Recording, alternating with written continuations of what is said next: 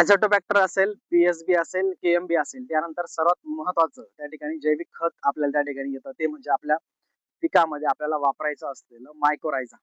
मित्रांनो, व्हॅसिक्युलर अर्बेस्क्युलर मायक्रोरायझा अर्थात व्हॅम म्हणजे तुमचं मायक्रोरायझा ही एक जैविक बुरशी आहे जी आपल्या पिकाच्या मुळांभोवती त्या ठिकाणी वाढत असते आणि मुळांभोवती वाढ होऊन त्या ठिकाणी या बुरशीचे धागे आपल्या जमिनीमध्ये त्या ठिकाणी पसरतात आणि हे धागे आपल्या पिकाला जमिनीमध्ये असणारा फॉस्फरस उपलब्ध करून देण्याचं काम हे त्या ठिकाणी करत असतात.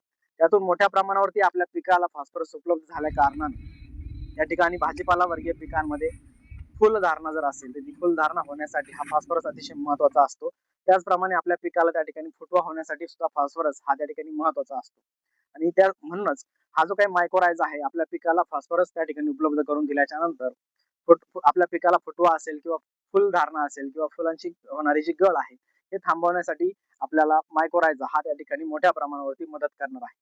त्यानंतर मित्रांनो आपल्याकडे त्या ठिकाणी झेडएसबी नावाचा एक जीवाणू त्या ठिकाणी येतो. झेडएसबी म्हणजे तुमचं झिंक सोल्युबलायझिंग बॅक्टेरिया.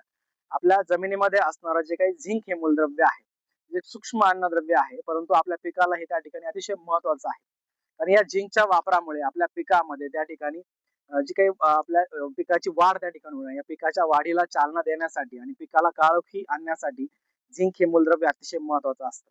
म्हणूनच जमिनीमध्ये असणारं हे झिंक आपल्या पिकाला उपलब्ध करून देण्यासाठी झिंक सोल्युबलायझिंग बॅक्टेरिया या अतिशय महत्वाच्या त्या ठिकाणी आहेत.